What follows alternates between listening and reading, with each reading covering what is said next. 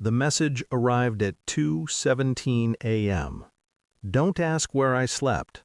My therapist says that violates my boundaries. Stop being toxic. I stared at the screen while the house breathed around me. The refrigerator hummed. The clock clicked. Everything else waited. I typed nothing. Instead, I replayed her voice from earlier that night, measured, rehearsed, the way she hadn't looked at me when she said she was staying with a friend. No name, no details, just a pause, then a sigh meant to sound exhausted. I sat on the edge of the bed we used to share and felt something inside me go very still.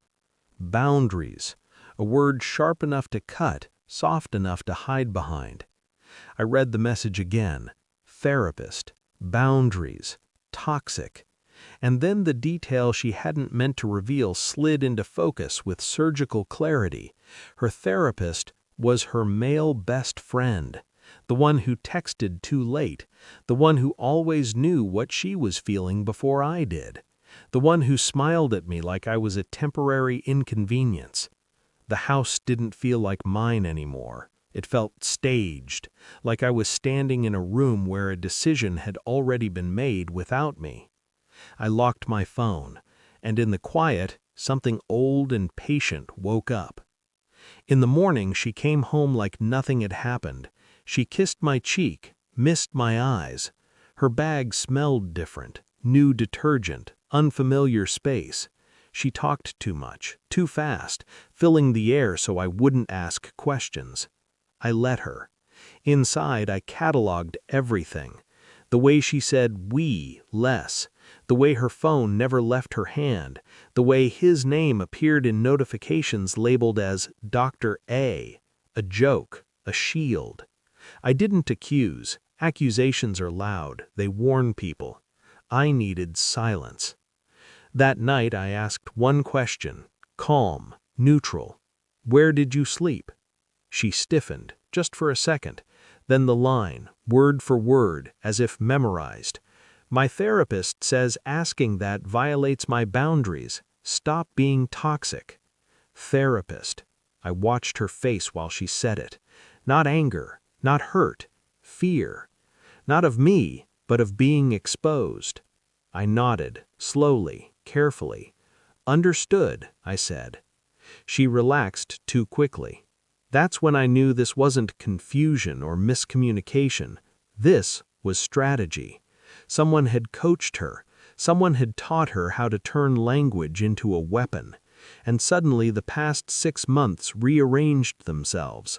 The late sessions, the emotional distance framed as healing, the way every concern I raised was labeled control. It wasn't therapy. It was outsourcing intimacy. I didn't confront her. I observed.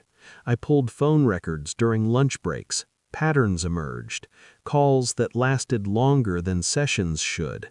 Texts sent minutes after arguments we had.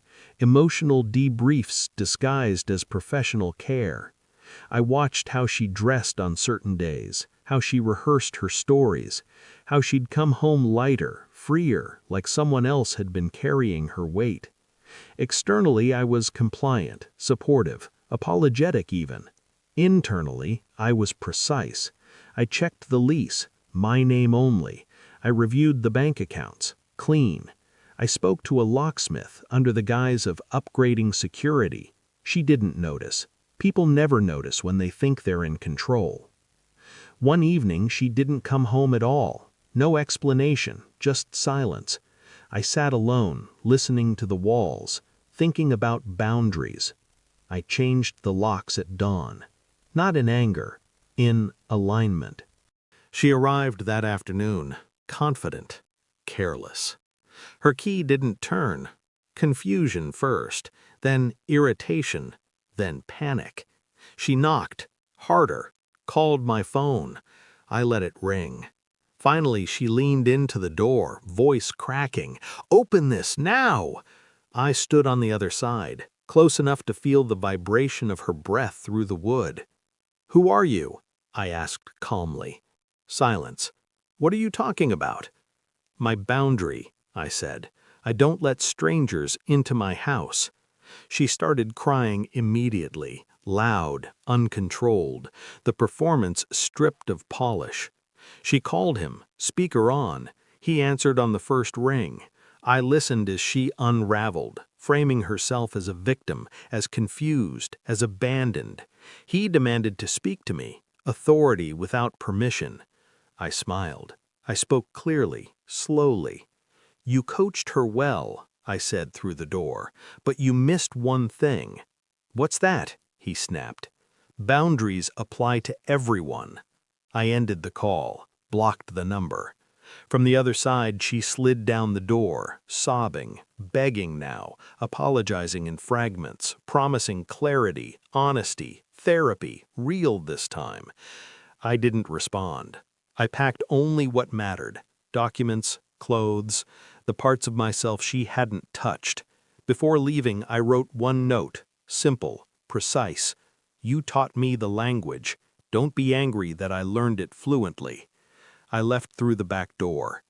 Weeks later, I heard she moved in with him, that he couldn't handle her grief once it wasn't theoretical anymore, that therapy didn't work when accountability was required.